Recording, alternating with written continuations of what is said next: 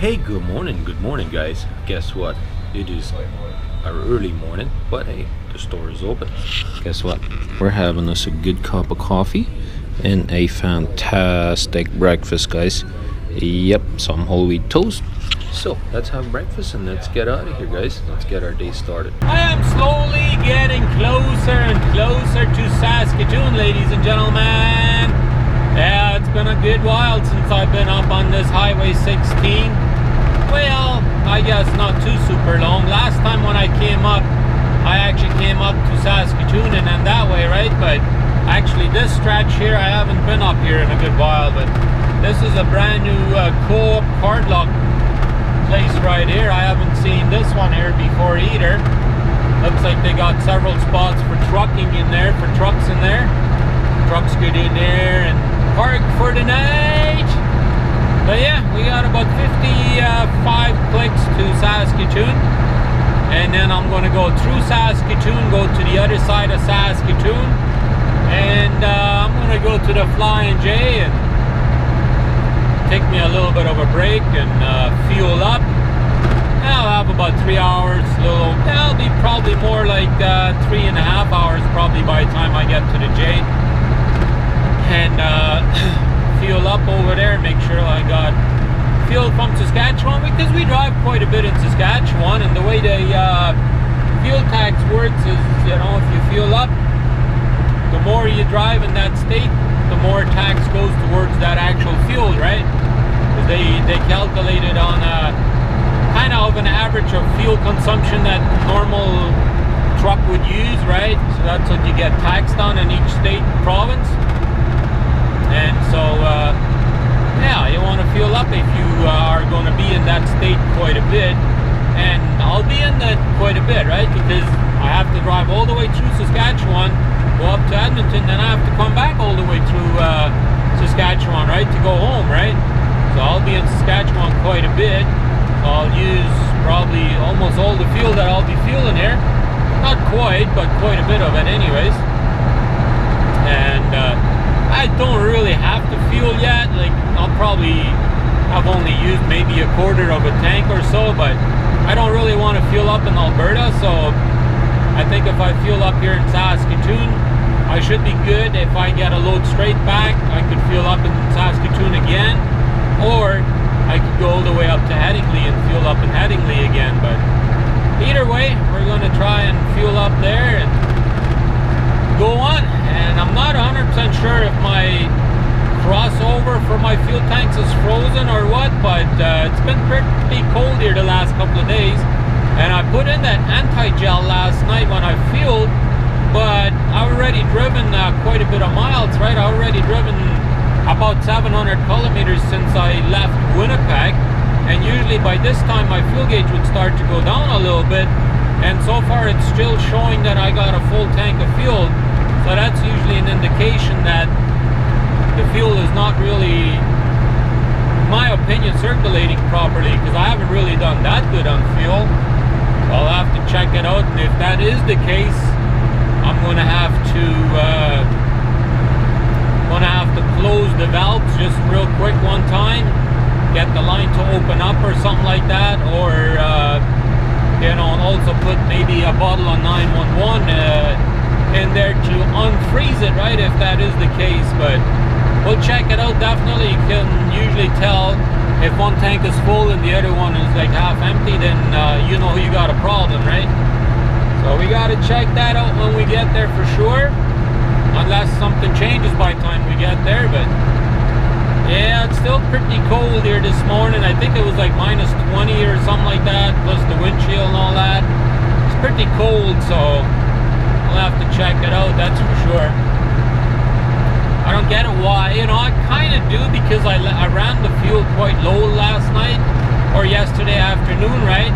When I went to Winnipeg, I fueled up 940 liters there, right? So I was fairly low on the fuel, and that's generally not a good idea, especially when you're, you know, when you're running into cold weather. That's not a good idea, and I knew that, but that's why I put that anti-gel in there to prevent that from happening. But I don't know if it's not done the job or what's going on, but we'll find out when we get to Edmonton. Maybe it's just my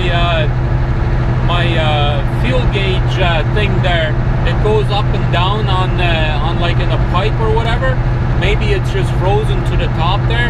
Maybe it's just stuck. You know, that could happen too. So it might just be the fuel gauge. You never know, right? That's why you look in the tank to see whether or not one tank is fuller than the other. And you can tell if one side is frozen or one return line is frozen, you can tell, you know, because then one tank is going to be way fuller than the other. So, I mean, if it's just a small difference, you're obviously not going to see that, but then you also know you don't have a problem, right? Then it's just my fuel gauge, but we'll find out, Time to get out of here, guys. Let me just quickly clean that windshield real good here as we're getting out of here. Well, I got bad news for you guys, or for myself as well. It was definitely my crossover for my fuel tank. So I actually lost a little bit of fuel too. It was the driver's side was filling up, and it was overfilling too. So that's how I lost a little bit, because you have an overflow hose. And so what happens is if the other side is froze up, in 100 meters, it can't return the fuel to the passenger side, right? So then it pushes it into the driver's side, but it's still taken out of the passenger side. Well, then it's pushing it into the driver's side fuel tank. Well, eventually it gets full and it gets overfull. So when I tried to open up the fuel cap, as soon as I did that, the fuel was flowing out. I'm like, no, that's not good. I mean, luckily it was just a little bit, but yeah, I quickly screwed it shut again, and lucky for me, I have shutoff valves on both tanks, right? So what I did is I went ahead and used them shutoff valves to contradict each other, right? So that way it could only take fuel from the driver's side and it couldn't return any to the driver's side. Well, first, when I originally did it, it stalled my truck. After a few minutes of idling, my truck actually stalled. So that was a clear sign that there was a blockage in there somewhere. So I let it sit for a little while and turned the other side fuel tank on again so it could take fuel from the other side. Started it back up, and I put some I put a big bottle of 911 into 1 kilometer, turn right on Trans-Canada Highway, Highway 16. Let it idle there for a little while, and then I did it again, contradict the shutoff valve. I turned off the basically I call it the intake fuel line, basically that's taking it to the engine. I shut that one off, and I turned off the return to the driver's side, and this time the truck stayed idling, no problem. So usually what happens if that is the case, then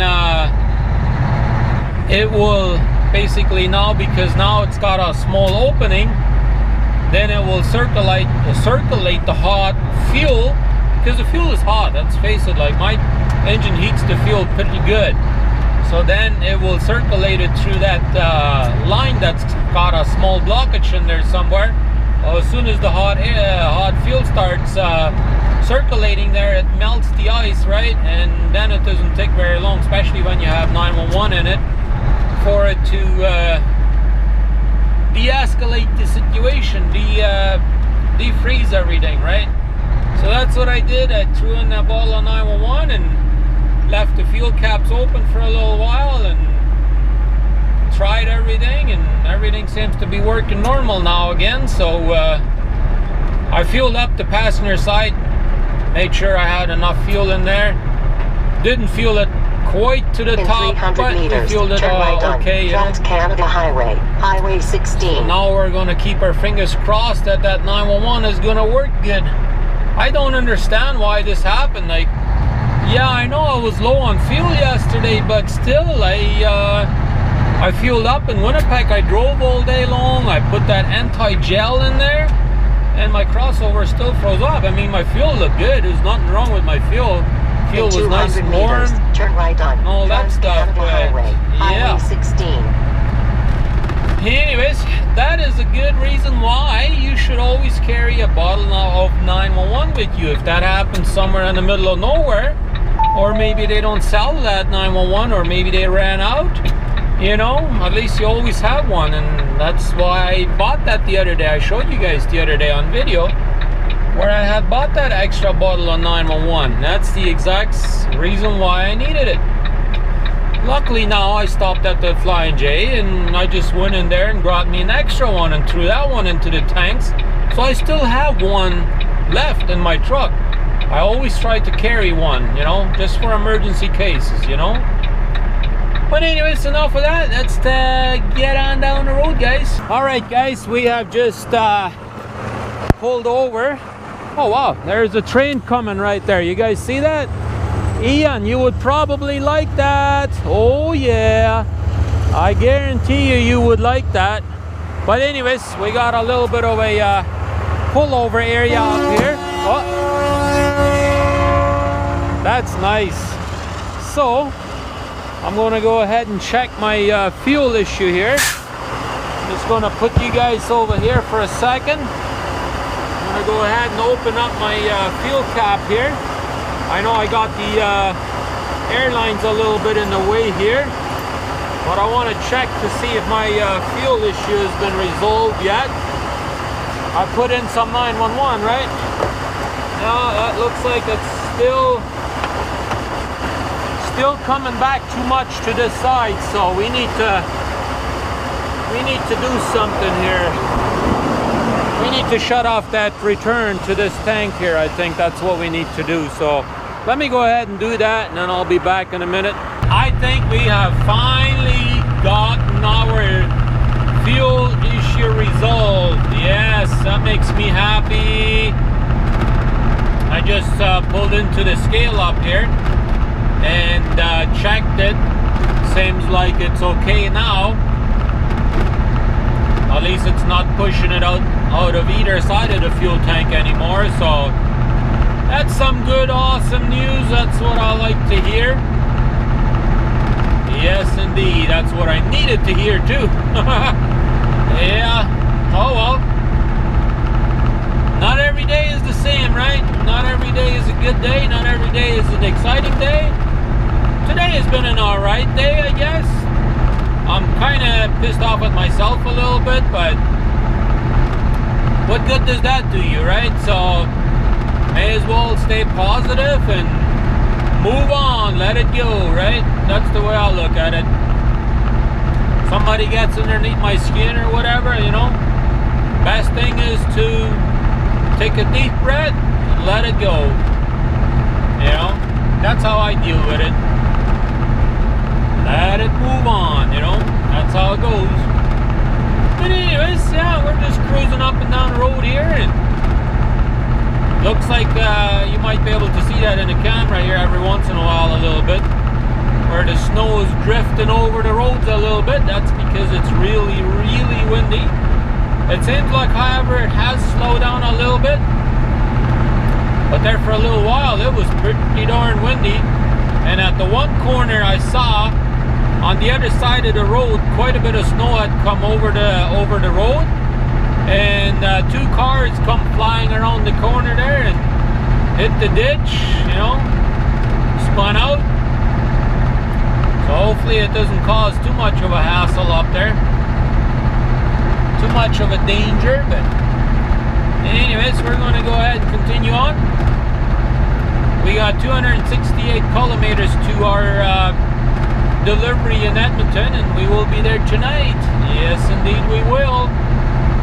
We'll drop it there, and then we'll be good to go. Well guys, the day has come to an end again. Of course it has to, right? Eventually, right?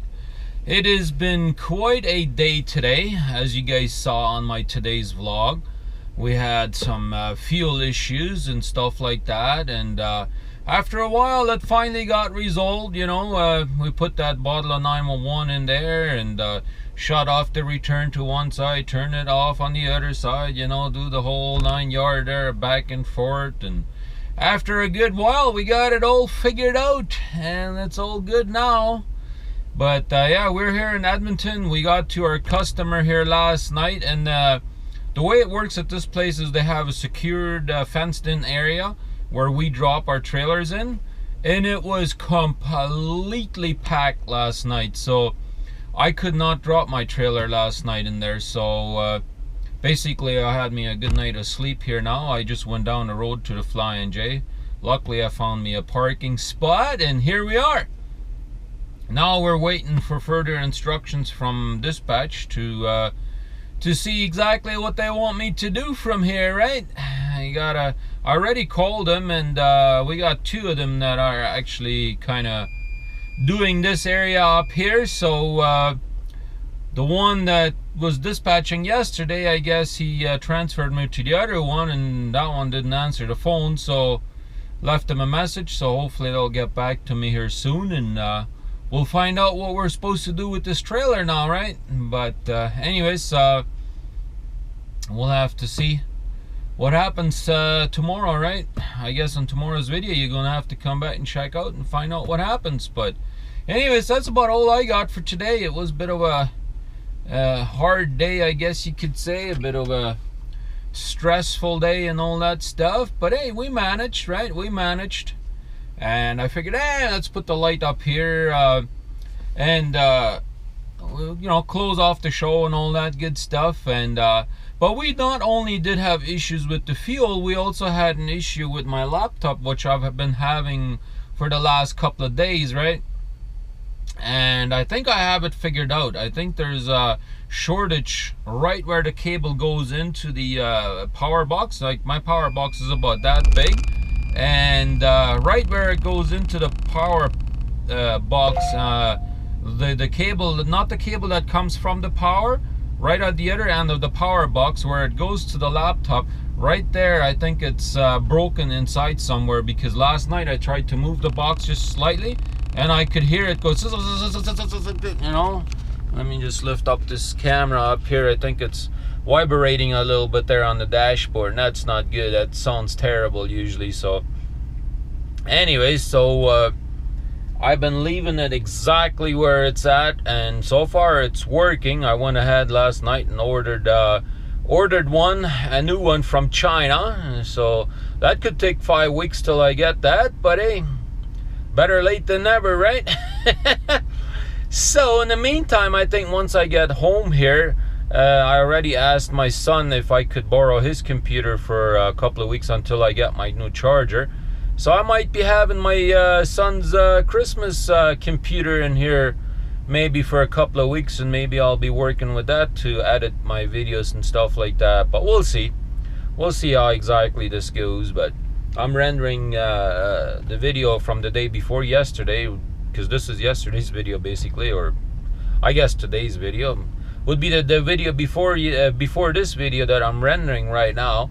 And then I'm uploading them to YouTube right away, and I'm also making sure that I'm also saving all of my files to both to my computer and my hard drive, just in case my laptop all of a sudden craps out. That way I have all these files on the hard drive as well, so that way I can go home and render these videos on my son's computer if need be, right? And that's supposed to be a pretty decent computer anyway, so hopefully we can take that computer with us here for a couple of weeks. And well, he agreed to it. He said, no problem, Dad. He said, you know, you got me a really good gift and whatever, and he'll get to use it for the rest of his life, right?